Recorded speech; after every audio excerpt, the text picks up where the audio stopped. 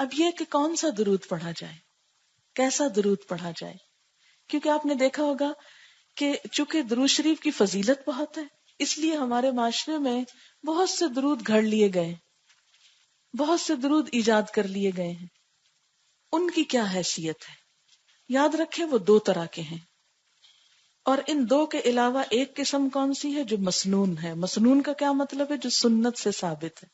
ٹھیک ہے، تو مسنون کون سا ہے؟ جو آپ نے سکھایا ہے. اور دوسرے کون سے ہیں؟ جو لوگوں نے خود بنائے ہیں. اب جو لوگوں نے خود بنائے ہیں وہ دو طرح کے ہیں. ایک تو وہ ہے کہ جو اچھے بہترین الفاظ میں آپ کی تعریف ہے. یہ ایسے ہی ہے جیسے نعت شعر میں ہوتی ہے، تو یہ درود نثر میں ہے. اس میں کوئی حرج نہیں، کوئی گناہ کی بات نہیں، کچھ نہیں. بڑے خوبصورت الفاظ چنے گئے آپ کی تعریف بیان کرنے کے لیے یا آپ کے لیے دعائے خیر کرنے کے لیے. ٹھیک ہے، پڑھ لیں اس کو، کوئی حرج نہیں. لیکن کچھ درود ایسے بنائے گئے ہیں کہ جس میں آپ صلی اللہ علیہ وسلم سے محبت کے اظہار میں غلو کیا گیا ہے، آپ کی شان کو حد سے بڑھا کر بسا اوقات اللہ تعالی کے برابر کر دیا گیا ہے، یا آپ کو وہ صفات دے دی گئی جو دراصل اللہ تعالی کی صفات ہیں. ایسے میں چونکہ شرک شامل ہو جاتا ہے اور نبی صلی اللہ علیہ وسلم کی نافرمانی بھی ہوتی ہے، کیونکہ آپ نے خود منع فرمایا تھا لا تطرونی کما اطرت النصارى عیسی ابن مریم، مجھے میری حد سے آگے نہ بڑھاؤ جیسے نصارہ نے عیسی ابن مریم کو کیا کیا تھا، ان کے درجے اور مقام سے آگے بڑھا دیا اور کیا بنا دیا، اللہ کا نبی کہنے کی بجائے اللہ کا بیٹا کہہ دیا. تو فرمایا اے میری امت کے لوگوں تم نہ ایسے کرنا، مجھے میری حد سے آگے نہیں بڑھانا. اچھا ہمارے ہاں کیا ہوتا ہے عام طور پر کہ نبی صلی اللہ علیہ وسلم کے لیے بسا اوقات تعریف کے الفاظ کہتے ہوئے یہ کہہ دیا جاتا ہے نور من نور اللہ، آپ نور ہیں اور اللہ کے نور سے نکلے ہیں. جیسے عیسیٰ علیہ السلام کے لیے کیا کہتے ہیں؟ اللہ کے بیٹے، یعنی اللہ سے پیدا ہوئے. بیٹا پیدا ہوتا ہے نا کسی سے، ویسے تو نہیں بیٹا کسی کو کہہ سکتے. تو قرآن پاک میں کیا ہوتا ہے؟ لم یلد ولم یولد، نہ اس نے کسی کو جنم دیا نہ کسی سے جنم لیا، نہ جنم دیا کسی کو نہ کسی سے جنم لیا، نہ اس کا کوئی بیٹا نہ وہ کسی کا بیٹا. تو اسی طرح اللہ تعالی خالق ہے اور باقی سب اس کی مخلوق ہیں. اس لیے یہ کہنا کہ کوئی چیز اللہ تعالی سے الگ ہو کر ہمارے سامنے آئی اور وہ اللہ ہی کا حصہ ہے، یہ پھر شرک ہو جاتا ہے. اور شرک کیسا گناہ ہے؟ کبھی معاف نہیں ہوتا. ان اللہ لا یغفر ان یشرک بہ ویغفر ما دون ذلک لمن یشاء. اللہ تعالیٰ اس بات کو معاف نہیں کرے گا کہ اس کے ساتھ شرک کیا جائے، ہاں اس کے علاوہ باقی گناہ جس کے لیے چاہے گا معاف کر دے گا. اچھا بسا اوقات ہم شعر بھی ایسے پڑھ لیتے ہیں، مثلا وہی جو مستوی تھا عرش میں خدا ہو کر، اتر پڑا مدینے میں مصطفیٰ ہو کر. تو اس میں کیا ہو جاتا ہے؟ شرک ہو جاتا ہے. کیونکہ یہ جو بتوں کے پوجنے والے لوگ تھے نا، یہ بھی یہی کہا کرتے تھے کہ یہ جو بت ہے نا پتھر کے، یہ اللہ تعالی کے نمائندے ہیں اور اللہ تعالی کی خاص طاقت ہے ان میں، اور نعوذ باللہ اس کا روپ ہے. یہ ان کو دیکھ کر ہم کو خدا یاد آتا ہے، اور پھر آگے بڑھ کر ان کے اندر کچھ صفات بھی سمجھتے تھے کہ یہ اولاد دیتا ہے، یعنی اولاد دینے والا دیوتا ہے، اور یہ رزق کا دیوتا ہے، یہ بارش کا دیوتا ہے، یہ سورج دیوتا ہے. سنی ہے نا یہ باتیں آپ نے؟ پہلے وہ کیا کہتے ہیں؟ یہ اللہ تعالیٰ کا اوتار ہے، پھر اس کے بعد آہستہ آہستہ انہی کے اندر اللہ تعالیٰ کی صفات ڈھونڈ لیتے اور یوں شرک شروع ہو جاتا. ہم مسلمانوں نے بھی کیا کیا؟ پہلے حضور صلی اللہ علیہ وسلم کے اندر کچھ اللہ تعالیٰ کی صفات لے آئے اور پھر ان سے مانگنا بھی شروع کر دیا، اور کبھی کبھی ایسے الفاظ کہے کہ جو دراصل اللہ تعالیٰ ہی کی صفت ہے. مثلا ایک ہمارے ہاں مشہور درود ہے جس کو درود تاج کہا جاتا ہے. آپ سب واقف ہوں گے اس سے. اس کے شروع میں جنہوں نے کبھی پڑھا ہو ان کو یاد ہوگا کہ اس کے شروع میں آتا ہے دافع البلاء والوباء والمرض والالم والقحط. آتا ہے نا. یہ حضور صلی اللہ علیہ وسلم کی صفت کے طور پر بات کی جاتی ہے کہ آپ کیا کرنے والے ہیں. بلاؤں کے دور کرنے والے ہیں، وباؤں کے دور کرنے والے ہیں، مرض کے دور کرنے والے، قحط کے اور بیماری کے درد دکھ ہر چیز دور کرنے والے. اب یہ سب کچھ دور کون کرتا ہے؟ اللہ کرتا ہے. اگر ہم آپ صلی اللہ علیہ وسلم کی عقیدت میں، شان میں، محبت میں ایسی بات آپ کے ذمے لگائیں گے تو ایک طرف آپ کو بھی ناراض کریں گے، دوسری طرف اللہ تعالیٰ کو ناراض کریں گے، اور رحمت آنے کی بجائے اللہ تعالیٰ کا غضب آ سکتا ہے. اس لیے کوئی بھی درود جب آپ پڑھیں تو پہلا کام یہ کریں کہ اس کا مطلب پڑھیں. اور مطلب بھی بسا اوقات جو نیچے لکھے ہوتے ہیں وہ صحیح نہیں ہوتے، کیونکہ میں نے کئی درود تاج کے نیچے جب ترجمہ پڑھا تو اس میں انہوں نے لکھا ہوا کہ اللہ تعالیٰ آپ کے وسیلے سے ہمارے یہ بلائیں دور کرتے ہیں، حالانکہ عربی عبارت میں وسیلے کا لفظ ہی کوئی نہیں ہے، ڈائریکٹ لکھا ہوا ہے. پھر بعض اوقات آپ کا مقام اللہ تعالیٰ کے مقام سے بڑھا دیتے ہیں لوگ. مثلا ایک شعر میں لوگ کہتے ہیں کہ ہر مکان سے بالا میٹھے نبی کا روزہ، عرش اولا سے اعلیٰ میٹھے نبی کا روزہ، کعبے کی عظمتوں کا منکر نہیں ہوں لیکن کعبے کا کعبہ میٹھے نبی کا روزہ. اب کعبہ تو کعبہ ہے نا، کعبے کا تو کوئی کعبہ نہیں ہے، لیکن اس طرح کی باتیں آپ کی محبت میں کر کے تو ہم اس سیدھے رستے سے کہیں اور نکل جاتے ہیں. جہاں آپ کی محبت ایمان کا حصہ ہے وہاں ایسی باتیں کرنا ایمان کو نقصان دیتا ہے. اس لیے ہم کو سوچ سمجھ کے، صرف کسی بات کے لیے یہ کافی نہیں کہ ہمارے آبا و اجداد کرتے تھے یا ہمارے بڑے کوئی جاہل ہیں اور فلاں صاحب جو ہیں وہ اتنے علم پڑھے ہوئے ہیں وہ جاہل ہیں. نہیں، بعض اوقات یہ ہوتا ہے کہ علم بھی ہوتا ہے، سب کچھ ہوتا ہے، لیکن ایسی عقیدت ہو جاتی ہے کچھ چیزوں سے کہ انسان ان کے خلاف کچھ بھی سننا نہیں چاہتا. اور خاص طور پر جس چیز پہ انسان خود چل رہا کبھی نہیں سننا چاہتا کہ میرے اندر یہ خامی.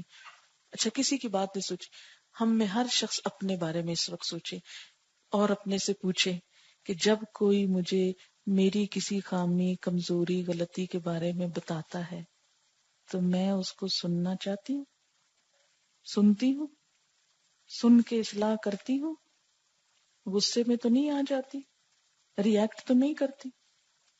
تو کیا ہوتا ہے؟ کرتے ہیں نا ریئیکٹ. ہم میں سے کتنے لوگ ہیں جو خوشی سے تنقید سنیں، اچھا اور بتاؤ میری غلطی کیا ہے. کبھی کہا ہم نے کسی کو؟ نہیں کہتے. اور اگر کوئی بھولے سے بتا بیٹھے تو ہم اس کے دشمن ہو جاتے، اس سے تو اب ملنا ہی نہیں ہے، تو بس میری غلطیاں بتاتا ہے مجھ کو. تو اس لیے جب کوئی ہم کو یہ بتاتا ہے نا تو فوراً کہتے ہیں ہاں یہ وہابی ہوگا نا اس لیے مجھ کو منع کر رہا ہے. وہ وہابی کیا چیز ہوتا ہے؟ ہمیں کسی سے کوئی غرض نہیں کون کیا ہے اور کیا نہیں. ہم نے یہ دیکھنا ہے کہ جو وہ بات کہہ رہا ہے نا وہ صحیح ہے کہ نہیں، چاہے ہمارے ماں باپ ہی کیوں نہ ہو، چاہے ہمارے استاد ہی کیوں نہ ہو، چاہے ہمارے دوست ہی کیوں نہ ہو، چاہے پورا معاشرہ ہی کیوں نہ ہو. ہم کسی کی بات کو اس لیے نہیں لیں گے کہ یہ میرا فلانا رشتہ دار ہے اس لیے میں مان رہی ہوں اس کی بات، یا یہ میرا بزرگ ہے، یا یہ میرا محبوب ہے، یا یہ میرا پسندیدہ انسان ہے اس لیے اس کی بات تو میں نے ضرور مانی. نہیں، کسی کی بات بھی کب ماننی ہے؟ جب وہ اللہ کی بات کے مطابق ہو اور اللہ کے رسول صلی اللہ علیہ وسلم کی بات کے مطابق ہو. اگر اس کے خلاف ہے تو پوری دنیا ایک طرف ہو جائے، مجھے نہیں ماننی، اس لیے کہ میرے نزدیک اللہ کی ذات سب سے بڑی اور محمد صلی اللہ علیہ وسلم کی ذات سب سے بھی محترم، میری اولاد سے، میرے ماں باپ سے، سب انسانوں سے زیادہ پیارے. اسی لیے تو کہا کہ ایمان مکمل ہی اس وقت ہوتا ہے جب آپ سے محبت اور آپ کی بات سب سے اہم ہو جائے. تو اس لیے کوئی ایسا درود نہیں پڑھنا کہ جس میں کوئی شرک کے الفاظ. تو اب 3 طرح کے درود ہو گئے نا، ایک ہے مسنون، دوسرے ہیں غیر مسنون لیکن اچھے الفاظ ہیں، اور تیسرے ہیں غیر مسنون لیکن ان کے الفاظوں میں غلو ہے یا کوئی مطلب کچھ صحیح نہیں لگ رہا، جو قرآن کی تعلیم یا روح کے منافی ہے، وہ درود نہیں پڑھنا۔ اب مسنون الفاظ کیا ہیں اور مسنون کیوں بتانے لگی ہوں؟ اس لیے کہ جو کچھ آپ نے سکھا دیا وہ سب سے اعلیٰ و افضل ہے، سب سے بہترین ہے۔ حضرت ابو حمید ساعدی سے روایت ہے، کہتے ہیں کہ صحابہ کرام نے عرض کیا، اے اللہ کے رسول صلی اللہ علیہ وسلم، ہم آپ پر کس طرح درود بھیجیں؟ آپ ہی ہم کو بتائیے کہ ہم کیا کریں، کیونکہ بڑے عقل مند تھے نا، کہ جو آپ بتائیں گے وہی صحیح بات ہوگی۔ آپ کو خوش کرنا ہے تو آپ کی پسند کی چیز پڑھیں ہم۔ اچھا، ہم نے کبھی کیوں نہیں پوچھا یہ سوال کہ آپ نے کون سا درود پسند کیا تھا؟ ہم تو کیا کہتے ہیں، اچھا کس درود سے ہماری مشکلیں آسان ہوگی، ہم بس وہ پڑھیں گے، چاہے وہ آپ نے دیا ہو یا کسی اور نے لکھا ہو، مسنون ہو کہ غیر مسنون ہو، اس میں سچی باتیں لکھی ہوں یا اس میں شرکیہ باتیں لکھی ہوں، بس ہمیں تو اس سے غرض ہے کہ کسی نے یہ فرما دیا کہ اس سے سارے مسئلے حل ہو جائیں، اور ہم آنکھیں بند کر کے اس کو پڑھنے لگ گئے بے سوچے سمجھے۔ ایسے نہیں پڑھنا، کیا پڑھنا ہے جو آپ نے دیا، وہ ہماری پرائرٹی نمبر 1 ہے۔ صحابہ کرام نے عرض کیا، اے اللہ کے رسول صلی اللہ علیہ وسلم، ہم آپ پر کس طرح درود بھیجیں؟ آپ نے فرمایا، یوں کہو، یا اللہ، محمد صلی اللہ علیہ وسلم پر، آپ کی ازواج پر، آپ کی اولاد پر رحمت بھیج، جس طرح تو نے آل ابراہیم پر رحمت بھیجی۔ یا اللہ، محمد صلی اللہ علیہ وسلم پر، آپ کی ازواج پر، آپ کی اولاد پر اس طرح برکتیں نازل فرما جس طرح تو نے آل ابراہیم پر برکت نازل فرمائی، تو بے شک بزرگ اور اپنی ذات میں آپ محمود ہے۔ اور اس کی عربی عبارت کیسے ہے؟ اللہم صلی علی محمد وازواجہ وذریتہ کما صلیت علی آل ابراہیم وبارک علی محمد وازواجہ وذریتہ کما بارکت علی آل ابراہیم انک حمید مجید۔ یہ بخاری کی روایت ہے، اور ہو سکتا ہے ہم میں سے بہتوں نے پہلی دفعہ یہ سنا ہو۔ پھر اسی طرح ایک اور ہے، اس میں بھی صحابہ کرام نے حضور صلی اللہ علیہ وسلم سے پوچھا تو آپ نے کچھ یوں سکھایا، اللہم صلی علی محمد وعلی آل محمد کما صلیت علی ابراہیم وعلی آل ابراہیم انک حمید مجید، اللہم بارک علی محمد وعلی آل محمد کما بارکت علی ابراہیم وعلی آل ابراہیم انک حمید مجید۔ یہی ہم عام طور پہ نماز میں پڑھتے ہیں نا، یہ بھی بخاری کی روایت ہے۔ اسی طرح ایک اور آپ نے یوں سکھایا، اللہم صلی علی محمد النبی الامی وعلی آل محمد کما صلیت علی ابراہیم وعلی آل ابراہیم وبارک علی محمد النبی الامی وعلی آل محمد کما بارکت علی ابراہیم وعلی آل ابراہیم انک حمید مجید۔ اسی طرح کچھ اور ورشنز بھی ہیں، لیکن کچھ ایسے ہیں جو مختصر ہیں، یعنی یہ تو لمبے والے تھے، ذرا چھوٹا ورشن ایک میں آپ کو سناؤں گی، یہ بھی بخاری کی روایت ہے۔ اللہم صلی علی محمد عبدک ورسولک کما صلیت علی آل ابراہیم وبارک علی محمد وعلی آل محمد کما بارکت علی ابراہیم۔ پھر اسی طرح ایک اور درود ہے جو مختصر ہے، کیونکہ بعض اوقات دل چاہتا ہے زیادہ دفعہ پڑھے، لیکن لمبا پڑھتے ہوئے پھر ہم گھبراتے ہیں، تو اس پر حضرت زید بن خارجہ کی روایت ہے، کہتے ہیں کہ میں نے حضور صلی اللہ علیہ وسلم سے سوال کیا کہ مجھے درود بتائیے آپ نے فرمایا، مجھ پر درود بھیجا کرو اور دعا میں اسے لازم کر لو، اور یوں کہو، اللہم صلی علی محمد وعلی آل محمد۔ بس یہ کیا ہے؟ مختصر ترین۔ کیسے؟ اللہم صلی علی محمد وعلی آل محمد، یہ چھوٹا سا ہے، تسبیح بھی ہو سکتی ہے آرام سے۔ اسی طرح آپ پر سلام کا طریقہ کیا ہے، اس کے مسنون الفاظ۔ حضرت عبداللہ بن مسعود رضی اللہ تعالی عنہ کہتے ہیں کہ رسول اللہ صلی اللہ علیہ وسلم ہماری طرف متوجہ ہوئے اور فرمایا، اللہ ہی سلام ہے، جب تم نماز پڑھو تو کہو، تمام زبانی، جسمانی اور مالی عبادات اللہ تعالیٰ کے لیے ہیں۔ اے نبی صلی اللہ علیہ وسلم، آپ پر اللہ کا سلام اور اس کی رحمتیں اور اس کی برکتیں ہوں۔ ہم پر بھی اور اللہ کے نیک بندوں پر بھی سلام ہو. جب تم یہ کہو گے تو یہ الفاظ اللہ تعالیٰ کے تمام نیک بندوں کو پہنچ جائیں گے، چاہے وہ آسمان میں ہوں یا زمین میں. میں گواہی دیتا ہوں اللہ کے سوا کوئی معبود نہیں، اور میں گواہی دیتا ہوں کہ محمد صلی اللہ علیہ وسلم اللہ تعالیٰ کے بندے اور اس کے رسول ہیں. اور یہ کیا ہے جو ہم التحیات جس کو کہتے ہیں، اس میں بعض اوقات لوگ پڑھنے میں غلطی کرتے ہیں، کہتے ہیں التحیات. التحیات نہیں ہے، التحیات. التحیات، تحیات اصل میں تھا اور اس سے شروع میں ال لگا، تو التحیات. آپ کو معلوم ہے کہ حضور صلی اللہ علیہ وسلم جب معراج پر تشریف لے گئے تھے تو ظاہر اللہ تعالیٰ کو تو کوئی چیز نہیں چاہیے، آپ کے لیے تحفہ کس چیز کا لے کر گئے؟ انہی اچھے کلمات کا، التحیات للہ والصلوات والطیبات. کیا معنی؟ کہ تمام زبانی، جسمانی اور مالی عبادات اللہ ہی کے لیے، پاکیزہ کلمات اللہ کے لیے. اس پر اللہ تعالیٰ نے کیا فرمایا؟ السلام علیک ایھا النبی. ایسے اللہ تعالیٰ نے سلام بھیجا اور ہم کو بھی سکھا دیا کیسے. السلام علیک ایھا النبی ورحمۃ اللہ وبرکاتہ. یہ ہے سلام کا صحیح طریقہ. اس پر جواب میں آپ صلی اللہ علیہ وسلم نے کیا فرمایا؟ یہ نہیں کہا والسلام علیکم، فرمایا السلام علینا، یعنی اللہ تعالیٰ آپ بھیج رہے ہیں، ہم قبول کر رہے ہیں، اور صرف اپنے لیے نہیں، وَعَلَىٰ عِبَادِ اللَّهِ الصَّالِحِينَ. اس سے محبت پھوٹتی ہے نا آپ کے لیے کہ ہر موقع پر آپ نے اپنے ماننے والوں کو بھی یاد رکھا. السلام علینا وعلی عباد اللہ الصالحین. اور پھر فرمایا اشہد ان لا الہ الا اللہ واشہد ان محمدا عبدہ ورسولہ. اسے بخاری نے روایت کیا ہے. اور آپ دیکھیے کہ جو شخص دن میں 5 نمازیں پڑھتا ہے وہ لازماً درود اور سلام دونوں پڑھتا رہتا ہے. اچھا، درود کب کب پڑھنا چاہیے، کس کس موقع پر؟ نمبر 1، نماز ختم کرنے سے پہلے درود پڑھنا مسنون ہے. حضرت فضالہ بن عبید کہتے ہیں کہ رسول اللہ صلی اللہ علیہ وسلم نے ایک آدمی کو نماز میں درود کے بغیر دعا مانگتے ہوئے سنا. یعنی اس نے درود نہیں پڑھا، التحیات پڑھ کے فوراً دعائیں مانگنی شروع کر دی، رب اجعلنی وغیرہ. آپ نے فرمایا اس نے جلدی کی. پھر آپ نے اسے اپنے پاس بلایا اور اس کو یا کسی دوسرے کو مخاطب کر کے فرمایا جب کوئی نماز پڑھے تو اللہ تعالیٰ کی حمد و ثنا سے آغاز کرے. ہم کیسے پڑھتے ہیں نماز اللہ اکبر کر کے؟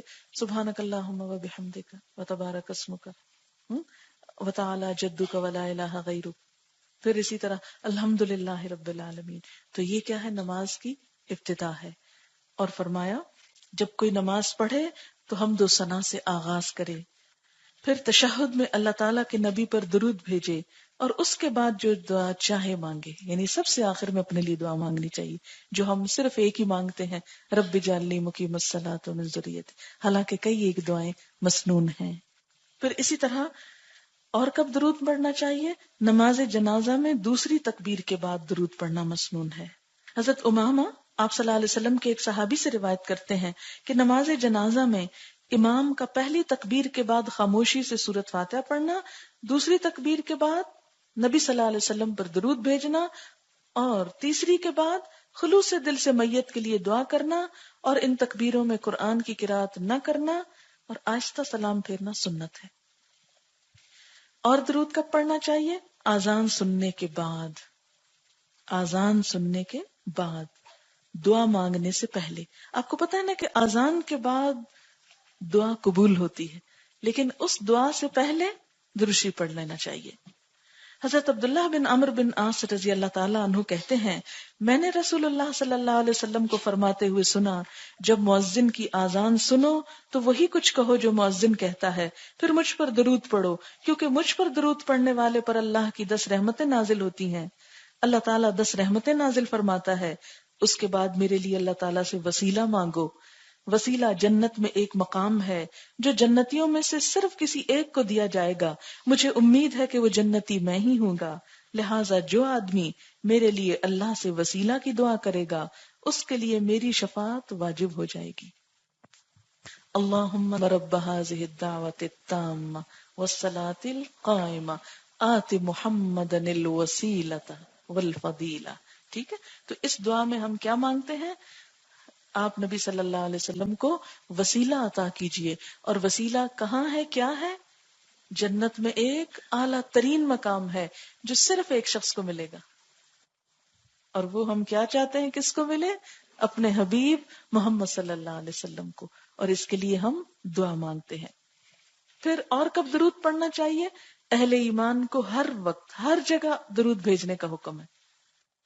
کہیں بھی بیٹھے آپ فارغ ہیں، مثلاً یہاں سے گھر جا رہے ہیں، گاڑی میں بیٹھے ہیں، بس انتظار کر رہے ہیں کب گھر آئے تو اتروں، بور ہو رہے ہیں. نہیں، کیوں بور ہوتے ہیں؟ درود شریف پڑھیے، رحمتیں آنے لگیں گی، سفر آسان ہو جائے گا، مشکلیں آسان ہوں گی. حضرت ابو ہریرہ رضی اللہ تعالیٰ عنہ کہتے ہیں کہ نبی صلی اللہ علیہ وسلم نے فرمایا، میری قبر کو میلہ نہ بناؤ. یعنی جیسے میلے لگتے ہیں تو ایسا نہ ہو کہ میری قبر پہ آ کے کھاؤ پیو اور شادیانے بجاؤ اور میلے لگاؤ. جس طرح آج کل کیا ہوتا ہے کہ مختلف بزرگوں کی قبر پر میلے لگتے ہیں، وہاں پر لوگ جا کر دعا تو کم ہی مانگتے ہیں، کیا کرتے ہیں، اتنے سٹالز لگے ہوتے ہیں، چیزوں کی خرید و فروخت ہوتی ہے، دیگیں پکتی ہیں اور پھر دھمالیں پڑتی ہیں اور سب شور شرابہ اور ایک انجوائمنٹ کا سامان، میوزک بج رہا ہے اور پتہ نہیں کیا کیا. آپ صلی اللہ علیہ وسلم نے اس چیز سے منع فرمایا کہ میری قبر کو میلہ نہ بنانا، کیونکہ آپ کو خبر دے دی گئی ہوگی نا اللہ تعالیٰ کی طرف سے کہ امت اصل کام چھوڑ کے اب یہ کرنے والی ہے. لہذا آپ نے کیا فرمایا؟ نہ میری قبر کو میلہ بنانا، نہ ہی اپنے گھروں کو قبرستان بنانا. وہ کیسے؟ کہ اس میں کوئی اللہ کا ذکر نہ ہو. تم جہاں کہیں بھی ہو مجھ پر درود بھیجتے رہو، تمہارا درود مجھے پہنچا دیا جاتا ہے. تمہارا درود مجھ کو پہنچا دیا جاتا ہے. اسے احمد نے روایت کیا ہے. حضرت ابو بکر صدیق رضی اللہ تعالیٰ عنہ کہتے ہیں کہ رسول اللہ صلی اللہ علیہ وسلم نے فرمایا، مجھ پر کثرت سے درود بھیجا کرو، اللہ تعالیٰ میری قبر پر ایک فرشتہ مقرر فرمائے گا، جب بھی میرا کوئی امتی مجھ پہ درود بھیجے گا تو یہ فرشتہ مجھے کہے گا، اے محمد صلی اللہ علیہ وسلم، فلاں بن فلاں نے فلاں وقت آپ پر درود بھیجا ہے. یعنی آپ کو وہ پہنچایا جاتا ہے. حضرت عبداللہ بن مسعود کہتے ہیں رسول اللہ صلی اللہ علیہ وسلم نے فرمایا کہ اللہ تعالیٰ نے میری امت کے لوگوں کا سلام مجھے پہنچانے کے لیے فرشتے مقرر کر رکھے ہیں. یعنی ہر جگہ سے وہ اکٹھا کرتے ہیں اور مجھ تک پہنچا دیتے ہیں. آپ دیکھیں نا، جس سے محبت ہوتی اس کے نام خط لکھے جاتے ہیں. آپ نے سنا ہوگا فلاں ایکٹر کو ایک دن میں اتنے ہزار خط آتے ہیں، دیانا کی قبر کے پاس پھولوں کے ڈھیر ہوتے ہیں. تو دنیا دار لوگوں کے لیے محبتوں کے ایسے نذرانے آتے ہیں جو پھول سوکھ جاتے ہیں اور ردی کے ڈھیر بن جاتے ہیں اور خط پھینک دیے جاتے ہیں ردی کی ٹوکریوں میں. لیکن سب سے بہترین تحفہ کیا ہے؟ دعائے خیر. وہ محفوظ ہو جاتی ہے، آپ کو بھی فائدہ ہوا جس کے لیے بھیجی گئی اور کرنے والے کو بھی رحمتیں مل گئیں. کیا خوبصورت انداز ہے محبت کے اظہار کا.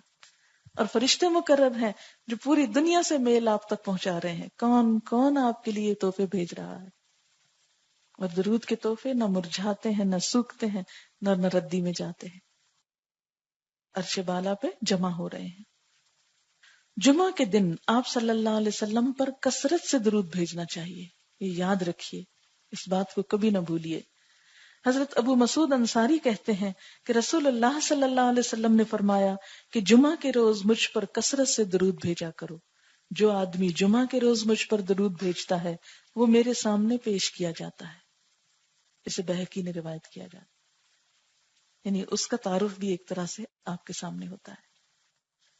حضرت اوس بن اوس کہتے ہیں کہ نبی صلی اللہ علیہ وسلم نے فرمایا، سب دنوں میں جمعہ کا دن افضل ہے. اسی روز آدم علیہ السلام پیدا کیے گئے، اسی روز ان کی روح قبض کی گئی، اسی روز سور پھونکا جائے گا، اسی روز اٹھنے کا حکم ہوگا. لہٰذا اس روز مجھ پر کثرت سے درود بھیجا کرو کیونکہ تمہارا درود میرے سامنے پیش کیا جاتا ہے. صحابہ کرام نے عرض کیا، اے اللہ کے رسول صلی اللہ علیہ وسلم، آپ کی وفات کے بعد آپ کی ہڈیاں بوسیدہ ہو چکی ہوں گی، یا یوں کہا کہ آپ کا جسم مبارک مٹی میں مل چکا ہوگا، تو پھر ہمارا درود آپ کے سامنے کیسے پیش کیا جائے گا؟ آپ نے فرمایا، اللہ تعالیٰ نے انبیاء کے جسم زمین پر حرام کر دیے ہیں. یعنی انبیاء علیہ السلام کا درجہ تو شہداء سے بھی بڑا ہوتا ہے. شہید مر کے نہیں مرتے اور ان کے جسموں کو بھی زمین نہیں کھاتی، اسی طرح انبیاء علیہم السلام جو ہیں ان کے جسم کو مٹی کوئی نقصان نہیں دیتی۔ دعا مانگنے سے پہلے اللہ کی حمد و ثنا کے بعد درود پڑھنے کا حکم ہے، جس کا ذکر پیچھے بھی کیا جا چکا ہے۔ گناہوں کی بخشش حاصل کرنے کے لیے درود شریف پڑھنا چاہیے، تکلیف، مصیبت، رنج اور غم کے موقع پر کثرت سے درود شریف پڑھنا چاہیے۔ آپ صلی اللہ علیہ وسلم کا نام مبارک سنتے ہوئے، پڑھتے ہوئے یا لکھتے وقت درود شریف پڑھنا چاہیے، اور لکھتے وقت صلی اللہ علیہ وسلم پورا لکھنا چاہیے۔ اگر بہت تیز لکھ رہے ہیں، جیسے امتحان میں آپ پیپر حل کر رہے ہیں اور اتنا وقت نہ ہو، تو ایک دفعہ پورا لکھ لیجئے اور ہر دفعہ سواد کے ساتھ انڈیکیشن دے دیجئے۔ اسی طرح انگریزی میں پیس بی اپون ہم ایک دفعہ پورا لکھ لیجئے اور اس کے بعد ایبریویشن بھی لکھی جا سکتی ہے، لیکن اس سے زیادہ اچھا ہے کہ انگلش میں محمد لکھ کر اور اوپر سواد کا انڈیکیشن دینے کا رواج ڈالے صلی اللہ علیہ وسلم۔ حضرت علی رضی اللہ تعالیٰ عنہ کہتے ہیں کہ جس کے سامنے آپ کا نام لیا جائے پھر وہ درود نہ پڑھے وہ بخیل ہے۔ اسی طرح مسجد میں داخل ہوتے اور مسجد سے نکلتے وقت درود و سلام پڑھنا مسنون ہے۔ حضرت فاطمہ کہتی ہیں کہ رسول اللہ صلی اللہ علیہ وسلم جب مسجد میں داخل ہوتے تو فرماتے بسم اللہ والسلام علی رسول اللہ، اللہم اغفر لی ذنوبی وافتح لی ابواب رحمتک۔ اللہ کے نام سے مسجد میں داخل ہوتا ہوں اور اللہ کے رسول صلی اللہ علیہ وسلم پر سلام ہو۔ اے اللہ میرے گناہ معاف فرما اور اپنی رحمت کے دروازے میرے لیے کھول دے۔ اور جب مسجد سے باہر نکلتے تو فرماتے بسم اللہ والسلام علی رسول اللہ، اللہم اغفر لی ذنوبی وافتح لی ابواب فضلک۔ اے اللہ، اللہ کے نام سے مسجد سے نکلتا ہوں، اللہ کے رسول صلی اللہ علیہ وسلم پر سلام ہو۔ اے اللہ میرے گناہ معاف فرما اور اپنے فضل کے دروازے میرے لیے کھول دے۔ نماز سے فارغ ہونے کے بعد آپ پر درود بھیجنا مسنون ہے۔ کیسے؟ حضرت ابو سعید رضی اللہ تعالیٰ عنہ کہتے ہیں کہ نبی صلی اللہ علیہ وسلم جب نماز سے سلام پھیرتے تو 3 مرتبہ یہ کلمات ادا